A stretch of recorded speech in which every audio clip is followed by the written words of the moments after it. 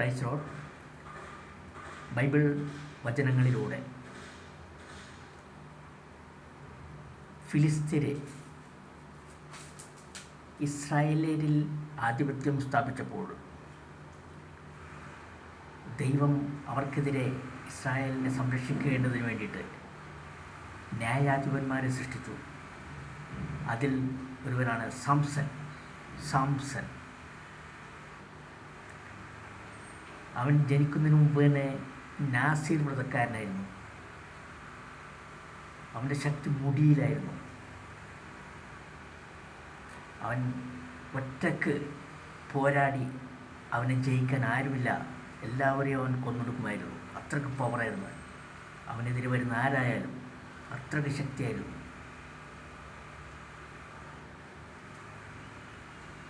മനോവയുടെയും അവൻ്റെ ഭാര്യയുടെയും മകനായ സാംസൺ. മനോവയുടെ ഭാര്യ വന്ധ്യയായത് കാരണം വിഷമിച്ചിരിക്കുന്ന അവസരത്തിലാണ് ദൈവദൂതനിലൂടെ നീ ഒരു പുത്രനെ പ്രസവിക്കും, അത് അവൻ ഗർഭത്തിലായിരിക്കുമ്പോൾ തന്നെ നീ സൂക്ഷിക്കണം.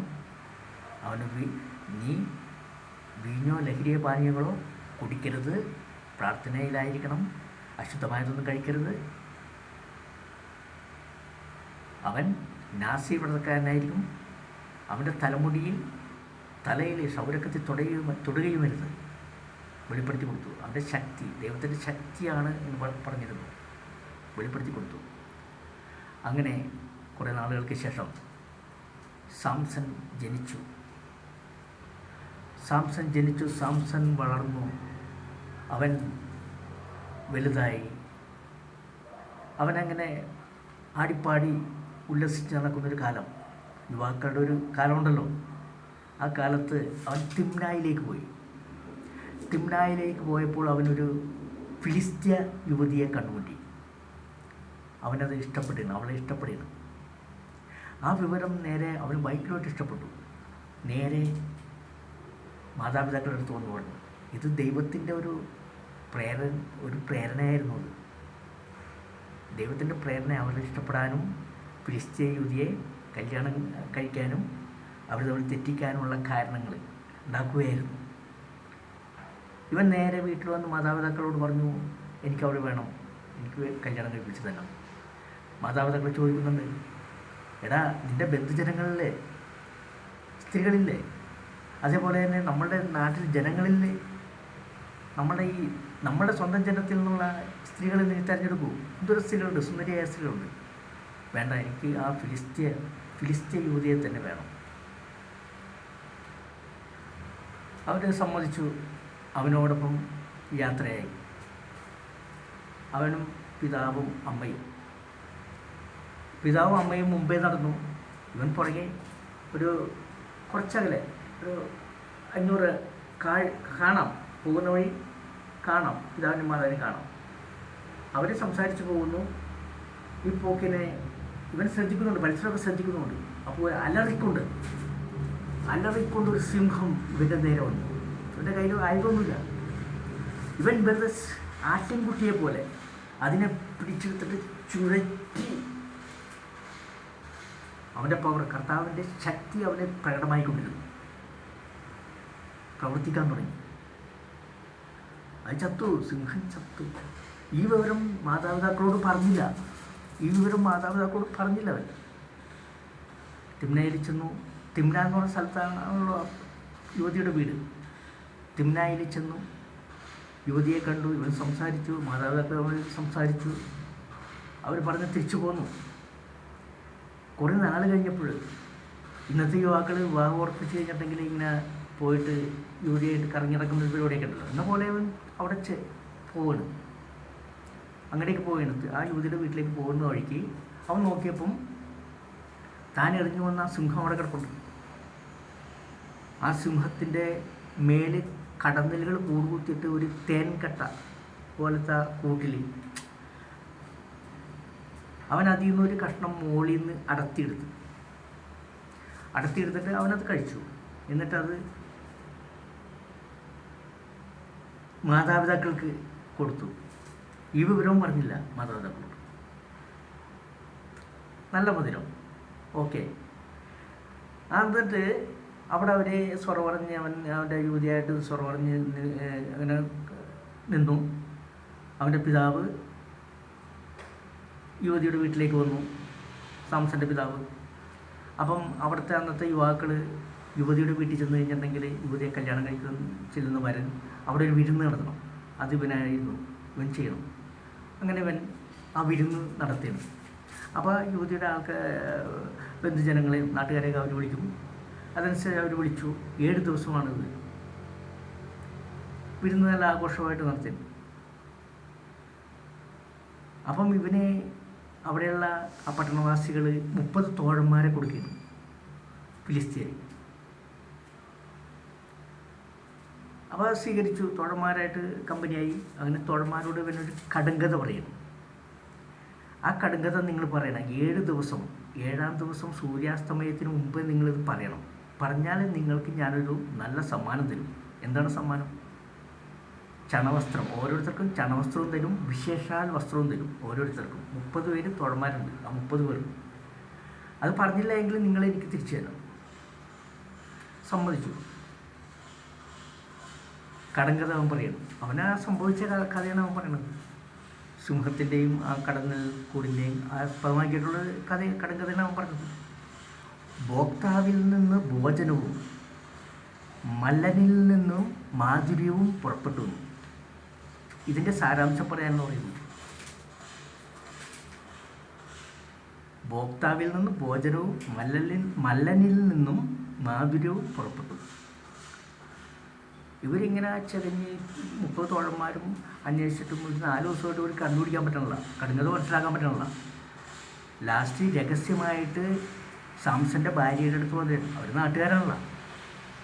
നീ ഇത് പറയണം, നിൻ്റെ ഭാര്യനെ നിൻ്റെ ഭർത്താവിനെ വശീകരിച്ച് നീ ഇത് ഞങ്ങൾക്ക് പറഞ്ഞു തന്നതിൻ്റെ കടുങ്കഥയുടെ സാരാംശം. അതല്ലെങ്കിൽ ഞങ്ങൾ പറഞ്ഞില്ലെങ്കിൽ ഞങ്ങൾ ഈ 30 ഇതൊക്കെ കൊടുക്കണം. ഞങ്ങൾക്ക് കാശൊന്നുമില്ല, ഞങ്ങൾ ദരിദ്രരാക്കാനാണോ നിങ്ങൾ ക്ഷണിച്ചു വെച്ചത്? അപ്പോൾ അതുകൊണ്ട് നീ പറഞ്ഞ് മനസ്സിലാക്കി തരണം. അതല്ലെങ്കിൽ നിന്നെ കുടുംബത്തെ ചുട്ടുകൊന്നുകളയെന്ന് പറയും, ഭീഷണിപ്പെടും. അപ്പോൾ ഇവളെന്ത് ചെയ്ത്? ഇവളെന്ന കാര്യം അങ്ങനെ തന്നെ വ്യക്തമായിട്ട് സാംസനോട് പറഞ്ഞാൽ മതിയായിരുന്നു. അത് പറഞ്ഞില്ല. അത് പറയാതെ ചേട്ടാ എനിക്ക് അത് പറഞ്ഞു തരണം, ചേട്ടാ എനിക്കത് പറഞ്ഞു തരണം, എനിക്ക് എൻ്റെ വേറെ ഒന്നിനുമല്ല, എന്നോടെന്താ പറയാത്തത്, ഞാൻ ഭാര്യയല്ലേ. അപ്പം സാംസൺ പറയുന്നുണ്ട്, എൻ്റെ പിതാവിനോടും അമ്മയോടും വരെ ഞാൻ പറഞ്ഞിട്ടില്ല, പിന്നെയല്ലേ നിന്നോട്. അവൾ 7-ാം ദിവസം കാല് പിടിച്ച് അത് ചോദിച്ച് മനസ്സിലാക്കി. വേണ്ട, അപ്പം തന്നെ അവൾ രഹസ്യം അവർക്ക് കൊടുത്തു. അവരെ സൂര്യാസ്തമയത്തിന് മുമ്പ് ഇവൻ്റെ അടുത്ത് വന്നു, അതിൻ്റെ ഉത്തരം പറഞ്ഞു. എങ്ങനെയുണ്ട്? സിംഹത്തേക്കാൾ ശക്തനാരെ, തേനിനേക്കാൾ മാധുര്യമുള്ളത് എന്ത്? അതാണ് അതിൻ്റെ സാരാംശം. അവരപ്പം തന്നെ ഇവൻ്റെ അടുത്ത് വന്നു പറയുന്നു. ഇവന് കാര്യം മനസ്സിലായി, ഇങ്ങനെ സംഭവിച്ചിട്ടുണ്ടെന്നുള്ളത്, ഇവിടെ വഴി അവിടെ എത്തിയിട്ടുണ്ടെന്നുള്ളത് മനസ്സിലായി. ഇവനപ്പം പറയുന്നൊരു വചനമുണ്ട്, എൻ്റെ പശുക്കിടാവിനെ കൊണ്ട് ഉഴുതില്ലായിരുന്നുവെങ്കിൽ നിങ്ങളിത് പറയുകയില്ലായിരുന്നു. അവൻ്റെ പശുക്കിടാവിനെ കൊണ്ട്, അവൻ്റെ ഭാര്യയെ കൊണ്ട് അവർ പറയിപ്പിച്ചു. അവനപ്പം തന്നെ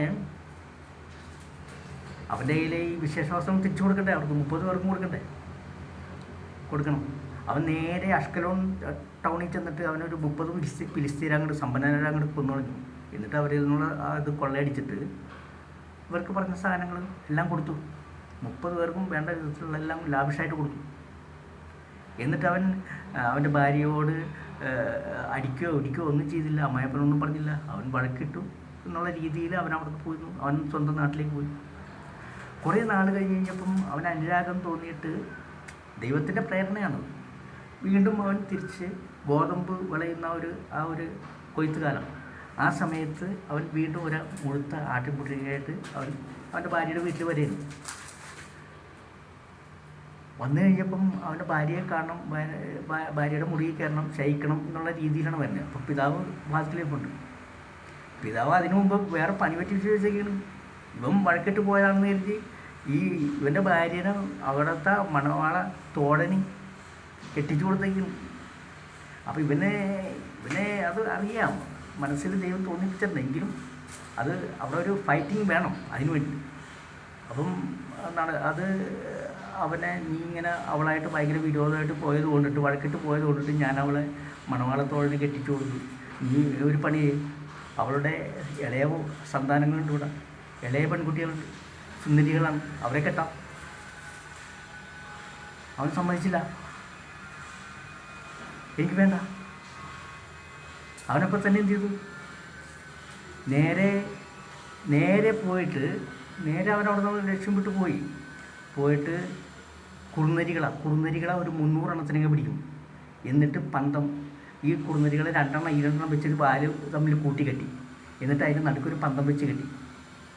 300 കുറുനരികളെ 150 പന്തം വെച്ചിട്ട്, എന്നിട്ട് ആ പന്തമൊക്കെ അങ്ങോട്ട് കത്തിച്ച് എക്കത്തിനും ഫിലിസ്ത്യരുടെ ധാന്യവിളകളിലേക്ക് കൊയ്ത കറ്റകൾ, ഒലിവ് തോട്ടങ്ങൾ ഒക്കെ കത്തിച്ചാമ്പലായി നശിപ്പിച്ചു കളഞ്ഞു. അവരന്വേഷിച്ചു ഇതെന്താണ് കാരണം, ആരാണിത്? ഇവൻ പരസ്യമായിട്ടാണ് ഇവൻ ചെയ്യുന്നത്. ഇവന് ഒന്നിനും പേടിയില്ല, ഭയമില്ല, ദൈവത്തിൻ്റെ പവർ നിൽക്കല്ലേ.